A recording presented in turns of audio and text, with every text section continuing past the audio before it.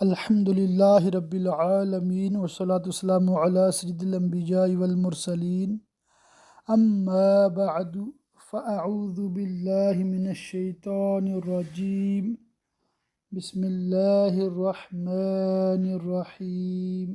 سبق نمبر 55 نزہۃ القاری شرح صحیح البخاری۔ اس میں انشاءاللہ تعالی آج حدیث نمبر 475 سے آغاز کریں گے۔ حسب معمول کچھ احادیث مبارکہ پڑھیں گے اور شرح میں سے بھی کچھ ضروری باتیں گوش گزار کریں گے، اور بہت ساری وہ روایات جو ریپیٹ ہو رہی ہیں یا ان کا مضمون ملتا جلتا ہے وہ درس میں ریکارڈ نہیں کریں گے، وہ آپ خود سے دیکھ سکتے ہیں۔ یہاں پر ہمارا مقصد کیا ہے؟ عالم کورس کرنا، اور عالم کے لیے یہ چیز ضروری ہوتی ہے کہ اس کو یہ علم ہو جائے کہ کتابوں میں کون سی چیز کہاں لکھی ہے۔ دوسری بات، جو چیز بیان کی جا رہی ہے، مثال کے طور پہ پچھلے سبق میں رفع یدین کے حوالے سے مسئلہ تھا، تو یہ تو بچہ جانتا ہے کہ احناف رفع یدین نہیں کرتے، شافعی جو ہیں وہ کرتے ہیں۔ اب اگر ہم اس کو اس طریقے سے پڑھتے کہ ہاں بھائی شافعیوں کی کیا دلیلیں ہیں، ٹھیک، پھر حنفیوں کی کیا دلیلیں ہیں، پھر احناف کی دلیل شوافع سے کیسے زیادہ مضبوط ہے، تو یہ ایک ایسی بحث ہے، ایسی مطلب علمی طویل گفتگو ہے کہ اس کا کوئی کنارہ نہیں ہے۔ صحیح عرض کر رہا ہوں بھی، اگر اتنا ہی آسان ہوتا، اتنا ہی مطلب چھوٹا مسئلہ ہوتا، تو پھر یہ اتنے بڑے اہل سنت میں دو فرقے کیوں بنتے؟ سمجھ رہے بات کو؟ تو یہ جو مطلب اختلافی موضوعات ہیں، ٹاپکس ہیں، یہ بہت اس میں مطلب لمبی گفتگو ہوتی ہے۔ تو ہمارا یہاں پر صرف اتنا ہے کہ ہم یہ جان لیں کہ اختلاف ہے۔ دوسرا، احناف کے پاس کیا دلائل ہیں یہ ہم سیکھ لیں، سمجھ لیں۔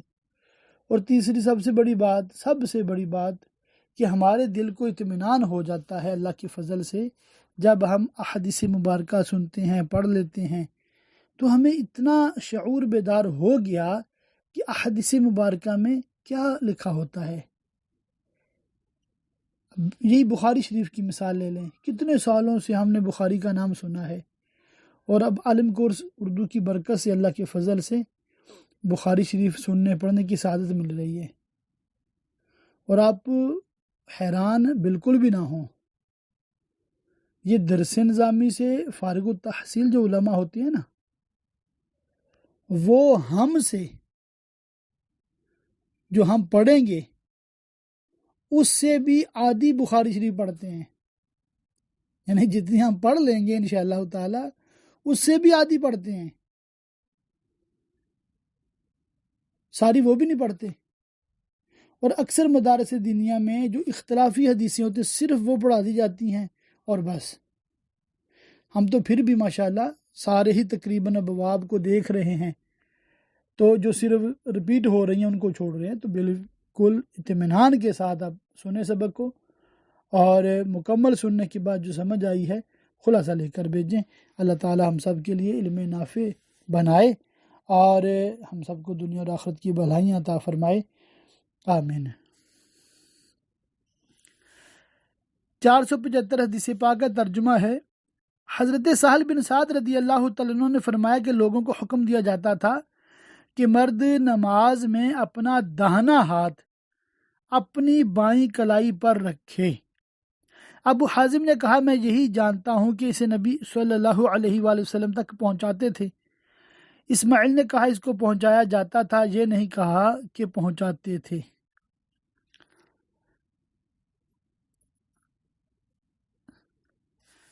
تشریحات میں لکھا ہے، اس حدیث سے یہ ثابت ہوتا ہے کہ نماز میں داہنے ہاتھ کو بائیں ہاتھ کی کلائی پر رکھے، مگر ابو داؤد اور نسائی میں حضرت ابن مسعود رضی اللہ تعالیٰ عنہ سے مروی ہے کہ وہ نماز پڑھ رہے تھے اور بایاں ہاتھ داہنے پر رکھے ہوئے تھے کہ اسے نبی صلی اللہ علیہ وآلہ وسلم نے دیکھا تو ان کے داہنے ہاتھ کو بائیں پر رکھا۔ اس سے ثابت ہوا کہ ہاتھ کو ہاتھ پر رکھا جائے گا، کلائی پر نہیں۔ بعض روایتوں میں اس کی تصریح بھی ہے کہ بائیں ہاتھ کی پشت پر رکھا۔ نسائی میں حضرت وائل سے مروی ہے کہ میں نے رسول اللہ صلی اللہ علیہ وآلہ وسلم کو دیکھا کہ نماز میں داہنے ہاتھ سے بائیں کو پکڑے ہوئے تھے۔ احناف نے ان تمام احادیث کے مابین یوں جمع فرمایا ہے کہ داہنے ہاتھ کے انگوٹھے اور چھوٹی انگلی سے بائیں ہاتھ کے گٹے کو پکڑے، بیچ کی 3 انگلیاں بائیں کلائی پر رکھے اور داہنی ہتھیلی بائیں ہاتھ کی پشت پر رکھے۔ سبحان اللہ۔ تو یہ احناف کا جو مذہب ہے، جو طریقہ ہے، وہ ایسا ہے کہ ساری حدیثوں پہ عمل ہو جائے۔ اور پھر یہ مسئلہ ہوتا ہے بھی نماز میں ہاتھ کہاں پر باندھیں۔ اس پہ ہماری دلیل یہ ہے، ابو داؤد بروایت ابن العرابی اور مسند امام احمد میں ہے کہ حضرت علی رضی اللہ تعالیٰ عنہ نے فرمایا نماز میں ہتھیلی کو ہتھیلی پر ناف کے نیچے رکھنا سنت ہے، اور اسی میں ہے کہ حضرت ابو ہریرہ رضی اللہ تعالیٰ عنہ نے فرمایا نماز میں ہتھیلیوں کے ہتھیلیوں پر ناف کے نیچے پکڑنا۔ ان دونوں حدیثوں کی ایک راوی عبد الرحمن بن اسحاق کوفی ضعیف ہیں۔ ابن حزم نے محلی میں تعلیقاً حضرت انس رضی اللہ تعالیٰ عنہ سے روایت کیا کہ انہوں نے فرمایا اخلاق نبوت میں سے 3 چیزیں ہیں، افطار میں جلدی کرنا، سحری میں دیر کرنا، نماز میں ناف کے نیچے داہنے ہاتھ کو بائیں پر رکھنا۔ اس پر کوئی کلام نہیں کیا گیا، اس لیے یہ صحیح ہے، اسی پر احناف کا عمل ہے۔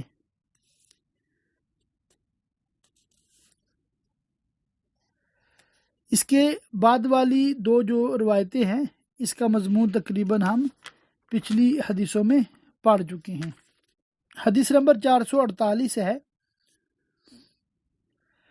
حضرت ابو ہریرہ رضی اللہ تعالیٰ عنہ نے ہم سے حدیث بیان کی کہ رسول اللہ صلی اللہ تعالی علیہ وسلم تکبیر اور قرات کے درمیان کچھ سکوت فرماتے۔ ابو ذرا نے کہا کہ حضرت ابو ہریرہ نے فرمایا بہت مختصر۔ میں نے عرض کیا میرے ماں باپ آپ پر قربان، تکبیر اور قرات کے درمیان سکوت کے وقت کیا پڑھتے ہیں؟ فرمایا یہ پڑھتا ہوں، اے اللہ میرے اور گناہوں کے درمیان تیری اتنی دوری کر دے جتنی مشرق و مغرب کے درمیان ہے۔ اے اللہ مجھے خطاؤں سے یوں پاک کر دے جیسے سفید کپڑا میل سے صاف ہوتا ہے۔ اے اللہ میری خطاؤں کو پانی، برف اور اولے سے دھو دے۔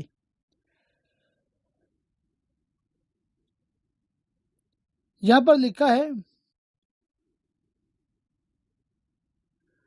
حضور اقدس صلی اللہ علیہ وآلہ وسلم یہ دعا پڑھنا یا تو امت کی تعلیم کے لیے تھا یا تواضعاً، یا مراد وہ زلات ہیں جو حضور اقدس صلی اللہ علیہ وآلہ وسلم کی شان عرفہ و اعلیٰ کے مناسب نہ تھی۔ ہمارے یہاں افضل یہ ہے کہ اس دعا کی بجائے سبحانک اللہم و بحمدک پڑھے، جیسا کہ ام المومنین حضرت عائشہ صدیقہ رضی اللہ تعالیٰ عنہ سے ابو داؤد، ترمذی، ابن ماجہ میں مروی، امام حاکم نے بھی ابو داؤد ترمذی کی سند کے ساتھ اس کو روایت کر کے فرمایا اس کے بارے میں اس سے زیادہ صحیح اور کوئی حدیث مجھے یاد نہیں۔ نیز حضرت عمر رضی اللہ تعالیٰ عنہ سے بھی مروی ہے کہ وہ اس کو پڑھتے تھے۔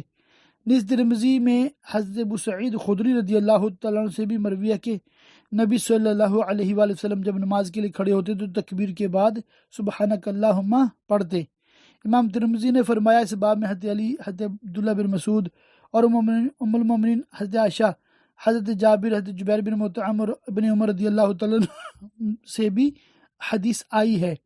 فرائض میں صرف اسی پر اکتفا کرے اس لیے کہ فرائض کا مدار تخفیف پر ہے، نوافل میں اختیار ہے چاہے تو سب دعائیں پڑھے۔ تو یہاں پر ہم نے یہ سیکھا ہے کہ جو بخاری شریف میں روایت کردہ جو مطلب دعا ہے وہ تھوڑی مختلف ہے، مگر ہم جو سبحانک اللہ پڑھتے ہیں یہ مطلب دیگر احادیث مبارکہ کی کتابوں میں منقول ہے۔ تو اگر آپ کو کوئی اس طرح دھوکہ دینے لگے کہ آپ تو سبحانک اللہم پڑھتے ہیں، بخاری میں تو لکھی نہیں ہے۔ تو بھئی بخاری شریف میں سب کچھ نہیں لکھا ہوا، پہلی بات تو یہ ہے۔ اور دوسری بات یہ کہ امام بخاری نے کہاں لکھا ہے کہ سبحانک اللہم نہیں پڑھنا، صرف یہی پڑھنا ہے؟ آ رہی سمجھ آپ کو؟ تو یوں مطلب کئی جواب ہیں جو دیے جا سکتے ہیں، مگر ہمیں نے ان لوگوں سے، ایسے لوگوں سے کوئی بحث کرنے کی ہمیں کوئی حاجت نہیں ہے۔ اگر کوئی ایسا سر پھرا آپ کو مل جائے تو اس کو کان سے پکڑ کے اپنے قریبی سنی حنفی بریلوی مفتی صاحب کے پاس لے جائیں، تو انشاءاللہ تعالیٰ اس کی اصلاح ہو جائے گی اور آپ کی معلومات میں اضافہ ہو جائے گا۔ اس کے بعد سورج گہن کی جو نماز ہے اور چاند گہن کی نماز ہے، اس کے بارے میں مطلب روایت یہاں پر موجود ہے۔ حدیث نمبر 480 ہے، ابو معمر سے روایت ہے، انہوں نے کہا ہم نے حضرت خباب سے پوچھا کہ کیا نبی صلی اللہ علیہ وآلہ وسلم ظہر اور عصر میں قرات کرتے تھے؟ ظہر اور عصر میں قرات کرتے تھے؟ تو انہوں نے کہا ہاں۔ پھر ہم نے پوچھا آپ لوگ یہ کیسے معلوم کرتے تھے؟ تو فرمایا حضور کی داڑھی کے ہلنے سے، کیونکہ جو امام ہوتا ہے وہ ظہر اور عصر میں قرات جو سری کرتا ہے نا، آہستہ آہستہ پڑھتا ہے، تو کیسے پتہ چلے وہ پڑھ رہا ہے؟ تو صحابہ کرام علیہم رضوان فرماتے ہیں کہ نبی کریم صلی اللہ علیہ وآلہ وسلم کی داڑھی شریف ہل رہی ہوتی تھی تو گویا کہ آپ کچھ پڑھ رہے ہیں۔ تو یہاں سے نمازیں جو ہیں ظہر اور عصر میں سری نمازیں پڑھنا، اس کا بھی مطلب ثبوت ہمیں ملتا ہے۔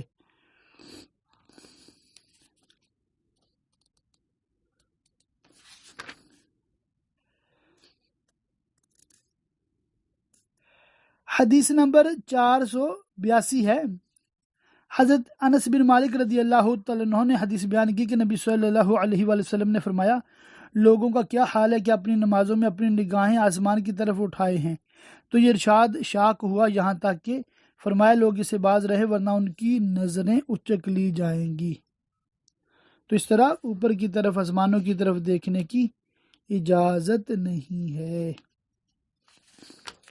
اس حدیث پاک سے ہمیں یہ سیکھنے سمجھنے کو ملا۔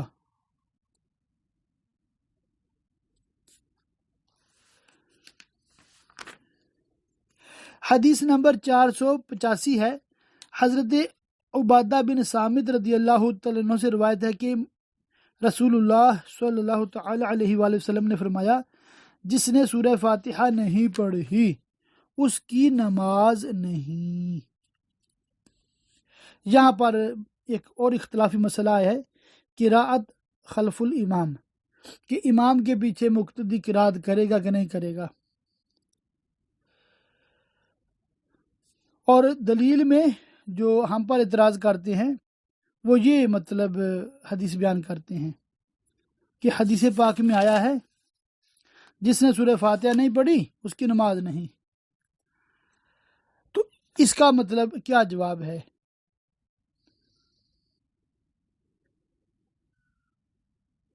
ہمارا مذہب مختار یہ ہے کہ مقتدی کو قرات کی اجازت نہیں، خواہ جہری نماز ہو یا خواہ سری، بلکہ ناجائز اور مکروہ تحریمی ہے۔ اعلیٰ حضرت امام احمد رضا قدس سرہ فتاوی رضویہ جلد 7 میں فرماتے ہیں مذہب حنفیہ دربارہ قرات مقتدی عدم اباحت و کراہت تحریمہ ہے۔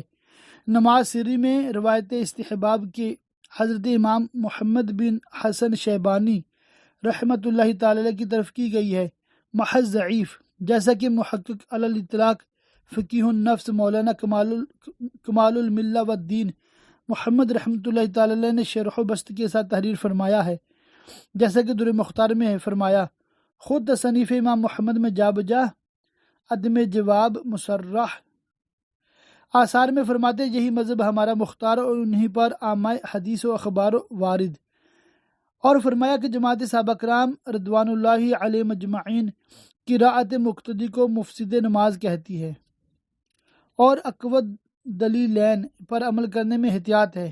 موطا میں بہت آثار روایت فرمائے جن سے عدم جواز ثابت، اسے شیخ محقق مولانا عبدالحق محدث دہلوی قدس سرہ نے لمعات میں فرمایا، بھئی ہما خلاف تصریحات امام ایک روایت موجود ہے، نماز سری میں جواز خواہ استحباب قرات ان کا مذہب ٹھہرانا اور فقہ حنفی میں اس کا وجود سمجھنا محض باطل و وہم عاطل۔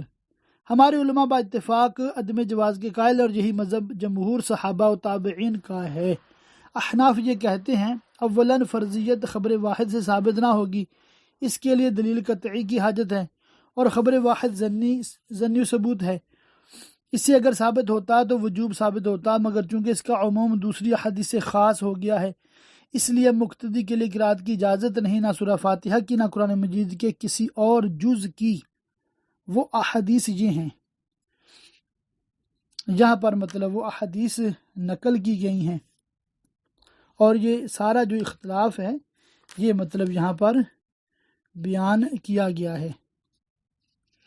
جمہور صحابہ کا مسلک مقتدی کو قرات جائز نہیں، یہی جمہور صحابہ و تابعین کا مسلک ہے۔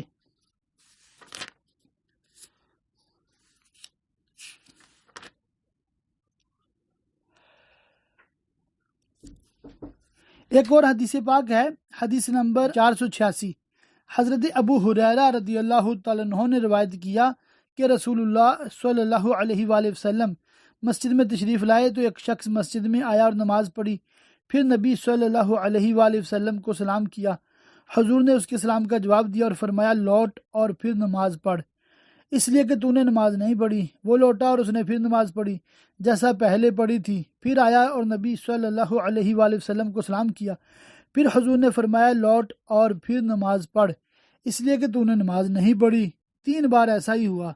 اب اس نے عرض کیا اس ذات کی قسم جس نے آپ کو حق کے ساتھ بھیجا ہے، میں اس سے بہتر نماز نہیں پڑھ سکتا، حضور مجھے سکھا دیں۔ تو ارشاد فرمایا جب نماز کے لیے کھڑا ہو تو تکبیر پڑھ، پھر جتنا قرآن تمہیں یاد ہو اس میں سے جو ہو سکے پڑھو، اس کے بعد رکوع کرو یہاں تک کہ با اطمینان رکوع ہو جائے، پھر سر اٹھا یہاں تک کہ تو سیدھا کھڑا ہو جائے، پھر سجدہ کر یہاں تک کہ با اطمینان سجدہ ہو جائے، پھر سر اٹھا اور با اطمینان بیٹھ جا، اور ایسے ہی اپنی ہر نماز میں کر۔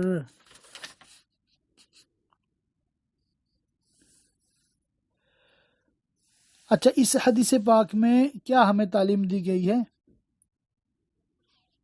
تعلیم دی گئی ہے کہ ہم نے جو نماز پڑھنی ہے نا، وہ نماز ہم نے تسلی سے پڑھنی ہے، سکون سے پڑھنی ہے، اور جلدی جلدی نہیں کرنی، جلدی جلدی نہیں پڑھنی۔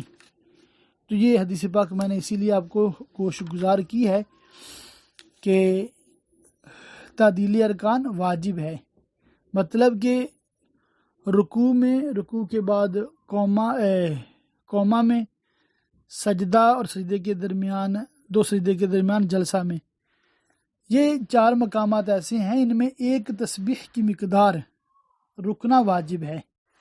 ہاں، ایک تسبیح کم از کم اس کی مقدار رکنا واجب ہے، اور 3 تسبیحات جو پڑھی جاتی ہے نا رکوع میں سجدے میں، یہ سنت ہے۔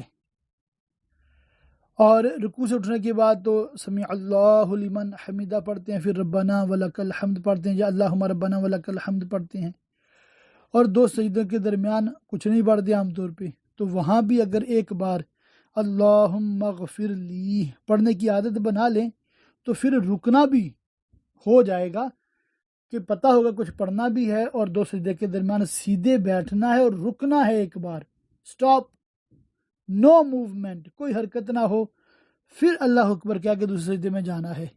تو یہ بہت امپورٹنٹ ہے، اس کا خاص خیال رکھیں مرد حضرات بھی اور خواتین بھی۔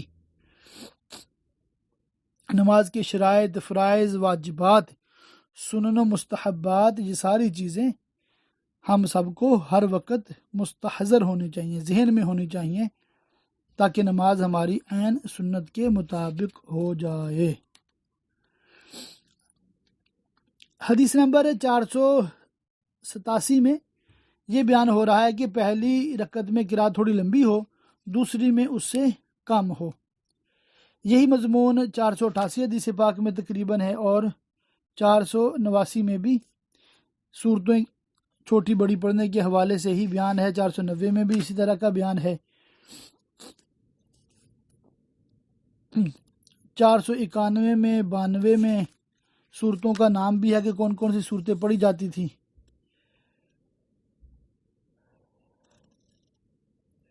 493 494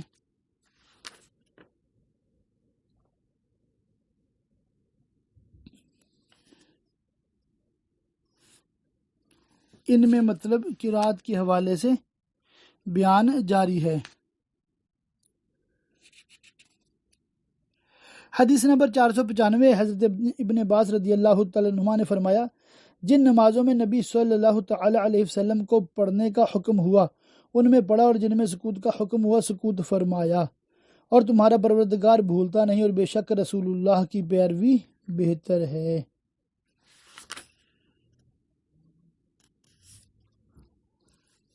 تو اس کے بعد کی بھی چند تعلیقات اور جو روایات ہیں ان میں بھی تقریباً یہی مضمون، یہی مسئلہ ڈسکس ہو رہا ہے۔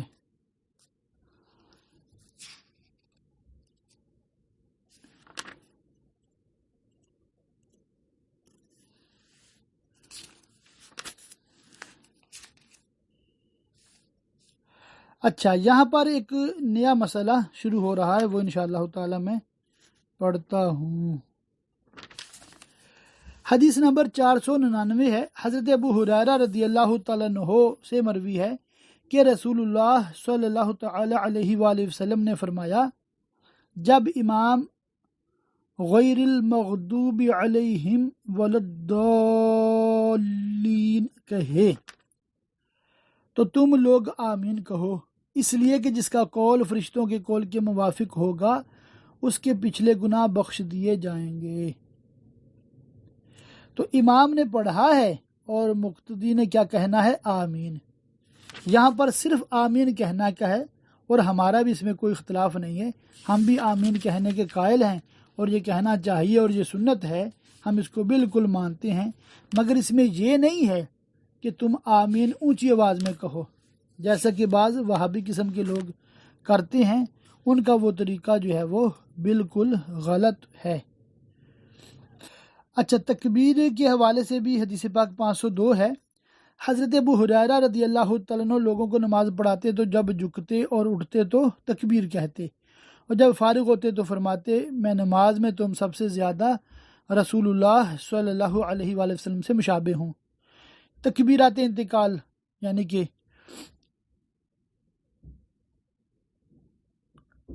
یہ حدیث پاک بیان کرنے کا مقصد یہ تھا کہ بعض لوگوں نے یہ تکبیریں کہنا چھوڑ دیا تھا، تو اس لیے صحابہ کرام علیہ مردوان نے یہ روایتیں بیان کی ہیں کہ نبی کریم صلی اللہ علیہ وآلہ وسلم یہ تکبیریں مطلب پڑھا کرتے تھے۔ یہاں پر پھر رکوع، سجود اور دو سجدوں کے درمیان مطلب کون سی دعائیں پڑھی جائیں، کیا پڑھا جائے، ان کا بیان یہاں پر آپ کو پڑھنے اور سننے کو ملے گا۔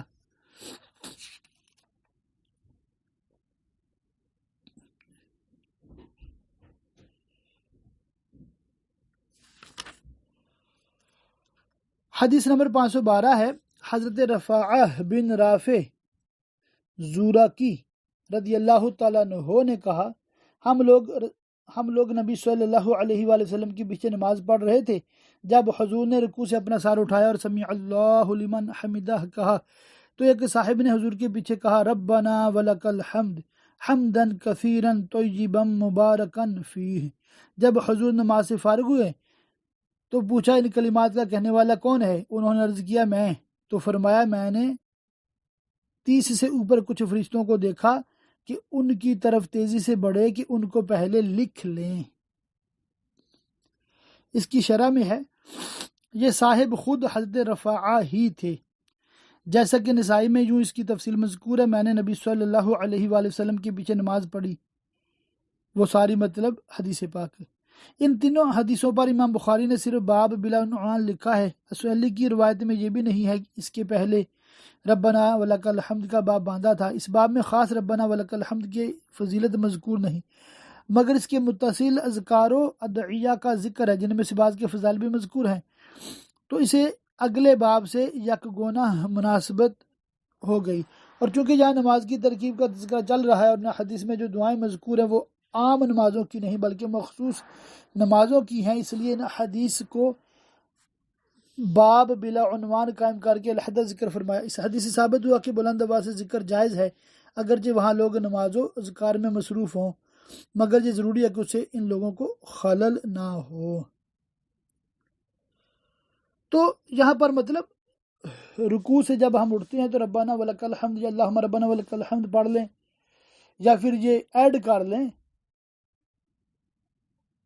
ربنا ولک الحمد حمدا کثیرا طیبا مبارکا فیہ۔ تو یہ مختلف حدیثوں میں مختلف مضامین اس طرح کے آئے ہیں اور اس سے ہمیں کوئی انکار نہیں ہے۔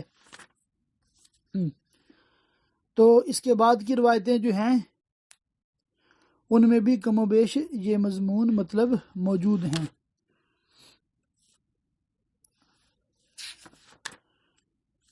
یہاں پر ایک طویل حدیث پاک ہے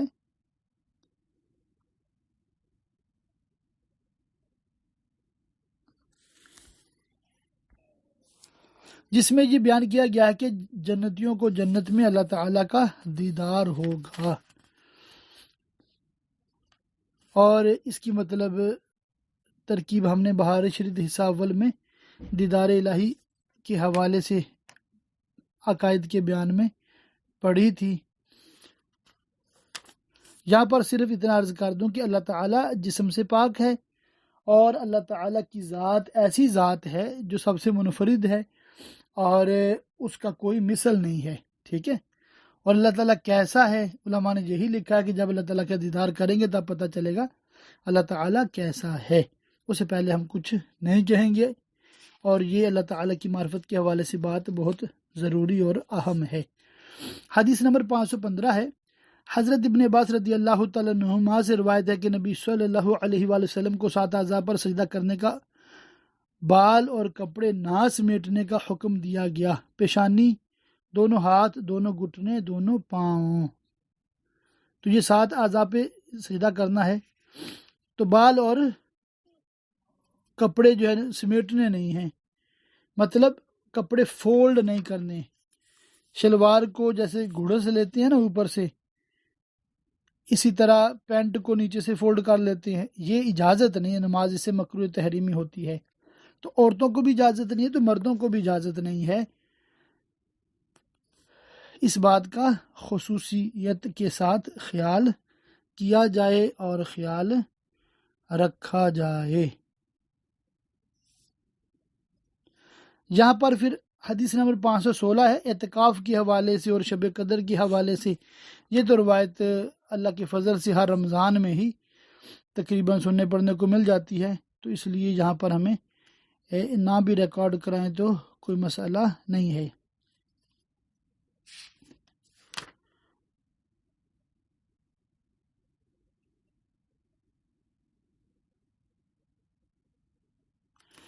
حدیث نمبر 519 ہے، حضرت انس بن مالک رضی اللہ تعالیٰ عنہ نبی صلی اللہ علیہ وآلہ وسلم سے روایت کرتے ہیں کہ فرمایا، سجدے میں اعتدال کرو، تم میں کوئی کتے کی طرح اپنی کلائیاں نہ بچھائے۔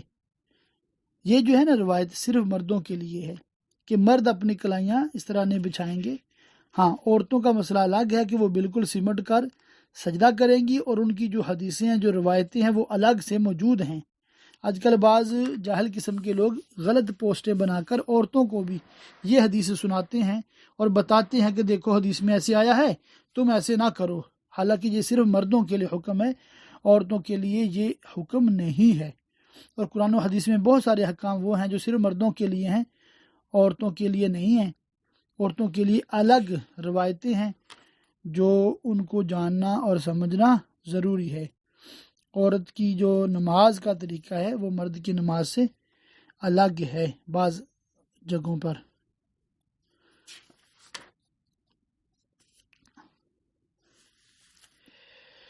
تو ماشاء اللہ آج کے جو مطلب ٹاپک میں کافی نماز کے حوالے سے تفصیلی ڈیٹیلڈ باتیں پڑھنے سننے کو ملی ہیں۔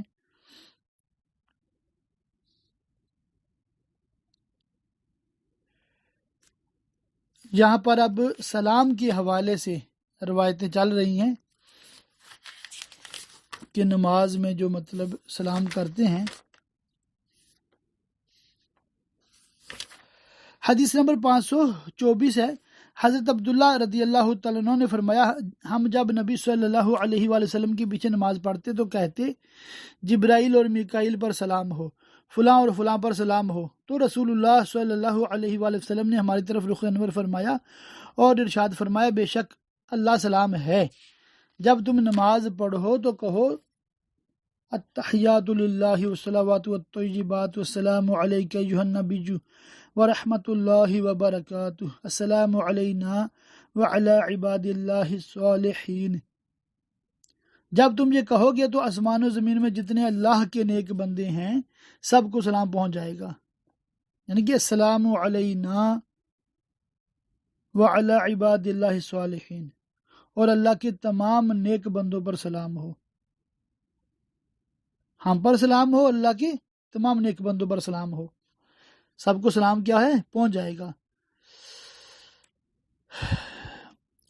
پھر کہو مطلب اشہد ان لا الہ الا اللہ واشہد ان محمدًا عبدہ ورسولہ.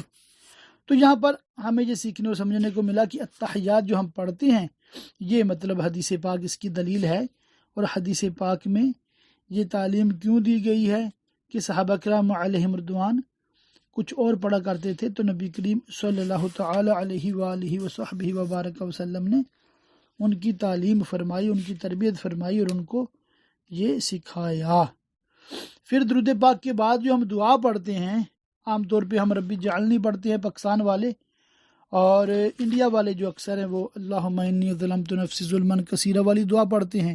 تو یہ دعا بھی جہاں حدیث نمبر 526 میں درج ہے تو اس میں کوئی بھی دعا پڑھی جا سکتی ہے، اس میں کوئی مسئلہ نہیں ہے، کوئی مذائقے والی بات بالکل بھی نہیں ہے.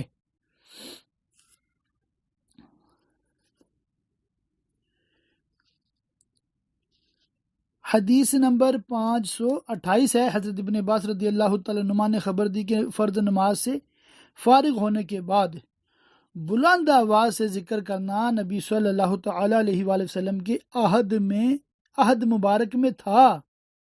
اور ابن عباس رضی اللہ تعالیٰ عنہ نے فرمایا کہ میں لوگوں کی نماز سے فارغ ہونے کو ذکر سے جانتا تھا جب اس کو سنتا.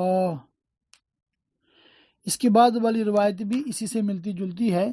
اس سے ہمارا ذکر جو ہے نا وہ ثابت ہوتا ہے کہ جو نماز سے فارغ ہو کر ہم کلمہ طیبہ کا بلند آواز سے ذکر کرتے ہیں یا کوئی بھی ذکر جو ہے کرنا یہ حدیث پاک سے ثابت ہے، مگر اس میں احتیاط یہ ہے کہ بلند آواز سے تبھی کیا جائے جب کوئی نماز نہ پڑھ رہا ہو. اور اگر آپ دیکھیں کہ نمازی کچھ لیٹ آئے ہیں تو اس دن تھوڑا آہستہ آواز سے ذکر کیا جائے تاکہ ان کو ڈسٹربنس نہ ہو. اسی میں احتیاط ہے، اور بعض دیگر روایتوں کو سامنے رکھتے ہوئے تو یہ ہمیں سیکھنے اور سمجھنے کو ملتا ہے. پھر حدیث پاک میں وہ تسبیح فاطمہ اس کا ذکر ملتا ہے کہ نماز سے فارغ ہو کر یہ تسبیح پڑھی جائے. اس میں مطلب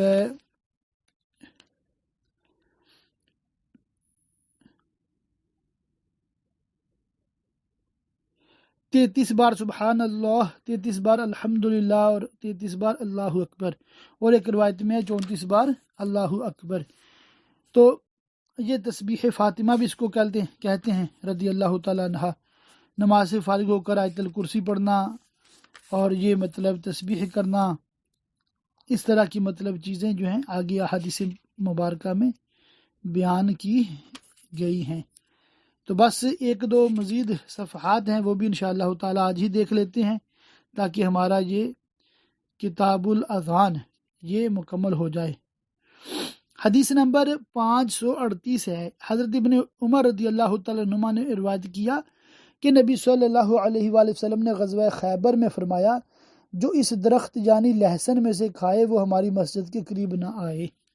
مطلب جب تک منہ میں بدبو ہے تو مسجد میں نہیں آنا. ہاں اگر اس بدبو کو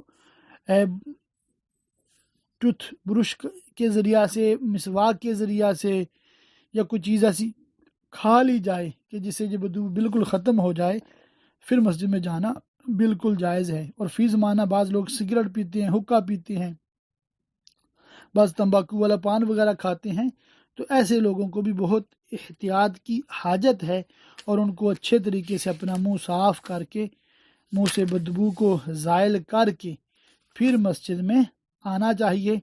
یہ بہت ہی ضروری اور اہم مسئلہ ہے۔ تو یوں ہمارا اللہ کی رحمت سے یہ ٹاپک جو ہے مکمل ہوا۔ آخری صفحے کی جو روایتیں وہ میں آپ کو پڑھ کے سناتا ہوں عورتوں کے حوالے سے۔ بالخصوص حضرت ابن عمر رضی اللہ تعالیٰ عنہما سے روایت ہے کہ نبی صلی اللہ علیہ وآلہ وسلم نے فرمایا، جب عورتیں تم سے رات میں مسجدوں میں جانے کی اجازت مانگیں تو انہیں اجازت دے دو۔ یہ مطلب روایتیں جو ہے نا، یہ میں نے دانستہ پڑھی ہیں کہ واقعی حدیثوں میں اس طرح کا مضمون آتا ہے کہ عورتوں کو مسجد میں جانے سے منع نہ کیا جائے، مگر جب نبی کریم صلی اللہ علیہ وآلہ وسلم کے دور کے بعد حضرت ابو بکر کا دور گزر گیا، پھر حضرت عمر کا دور آیا، تو بعض لوگ ایسے تھے جنہوں نے مسجدوں میں فتنہ کرنا شروع کر دیا، کچھ خواتین کچھ مرد۔ تو اس کے پیش نظر حضرت عمر رضی اللہ تعالیٰ عنہ نے صحابہ کرام علیہم رضوان کے مشورے سے عورتوں کو مسجد سے روک دیا، اور اس کی وجوہات میں سے ایک تو یہ تھا کہ عورتوں کے لیے گھر میں نماز پڑھنا مسجد میں پڑھنے سے افضل ہے، دوسرا یہ تھا کہ فتنے کا سدباب، اور تیسرا سیدہ عائشہ رضی اللہ تعالیٰ عنہ کو جب یہ خبر پہنچی تو آپ فرماتی ہیں کہ اگر آج کا دور نبی کریم صلی اللہ علیہ وآلہ وسلم ملاحظہ فرماتے تو وہ بھی عورتوں کو اسی طرح منع کر دیتے جس طرح بنی اسرائیل کی عورتیں منع کر دی گئیں۔ تو پھر صحابہ کے دور سے لے کر اب تک امت کا اسی پر عمل ہے کہ مرد مسجد میں جاتے ہیں نماز پڑھنے، عورتیں نہیں جاتی۔ آج کل بعض لوگ سوشل میڈیا پہ اس طرح کی روایتیں بیان کر کے خواہ مخواہ ایک فتنہ پیدا کر رہے ہیں، اور معاذ اللہ صحابہ کرام پہ اعتراض کرتے ہیں، ان کی شان میں بے ادبیاں کرتے ہیں، اور پتہ نہیں کیا کیا منہ میں آتا ہے کہتے رہتے ہیں۔ تو یہاں ہم نے سیکھنا اور سمجھنا صرف اتنا ہے کہ پہلے دور میں عورتیں بھی مسجد میں جا کر باجماعت نماز پڑھتی تھیں، مگر اس میں بہت احتیاطیں کی جاتی تھی کہ مرد پہلے انٹر ہو جاتے، عورتیں بعد میں جاتی۔ سلام پھیرنے کے بعد مرد بالکل نہ ہلتے، سامنے ہی دیکھتے رہتے کہ عورتیں اٹھ کے چلی جاتی، اور پھر مرد اٹھ کے باہر جاتے، اور سنتیں اور جو نفل تھے وہ گھر میں جا کر پڑھتے تھے۔ تو مگر بعد میں پھر یہ احتیاطیں نہیں ہوئیں ہر ایک سے، تو اس لیے حضرت عمر رضی اللہ تعالیٰ عنہ کے مشورے پہ اور فتوے پہ سب نے عمل کیا، اور 1400 سال سے امت کا اس پہ عمل ہے، اور ہمارا بھی اسی پہ عمل ہے کہ مسجد میں عورتوں کا جانا منع ہے۔ جس عورت کو مسجد میں جانا منع ہے تو اس کو مزارات پہ جانا بھی منع ہے، تو قبرستان میں جانا بھی منع ہے، بلکہ بلا ضرورت گھر سے نکلنا بھی منع ہے۔ ہاں ضرورت ہو، بہت اہم کام ہے، جیسے کوئی شاپنگ یا کوئی ایسی چیز ہے کہ کوئی گھر میں محرم نہیں ہے یا کسی کو ترکیب نہیں بن سکتی، تو ان کا نکلنا ضرورتاً باپردہ جائز ہے۔ اور اسی طرح اگر کوئی عورت شوہر کے ساتھ ہے، سفر میں رستے میں کوئی مزار شریف ہے، اس پہ شوہر نے حاضری دینی ہے، اب عورت کو تنہا روڈ پہ کھڑا تو نہیں کر کے جا سکتا، اس کو بھی ساتھ لے جائے، کوئی مسئلہ نہیں ہے، گناہ نہیں ہے، منع ہے، گناہ نہیں ہے۔ سمجھے بات کو؟ تو یہ ہے کہ افراط و تفریط سے بچ کر ہم نے دین سیکھنا بھی اور سکھانا بھی ہے۔ تو علماء نے منع کیا ہے، ہم نے رکنا ہے، اور علماء نے اس کو گناہ نہیں لکھا تو ہم نے یہ نہیں کہنا کہ گناہ ہے۔ آج آپ کے چند منٹ میں نے زائد لیے ہیں، مگر انشاءاللہ تعالی ان کا آپ کو فائدہ ہی ہوگا، اور بخاری شریف کا درس تھوڑا سا 3-4 منٹ اوپر ہوا کریں گے، کیونکہ اس کو ہم نے ٹارگٹ میں لیا ہے کہ انشاءاللہ تعالی یہ جو ہمارا سیمیسٹر 3 ہے، اس میں ہم نے جلد نمبر 2 اور 3 مکمل کرنی ہے، اور سیمیسٹر 4 میں 4 اور 5 انشاءاللہ تعالی دیکھنی ہے۔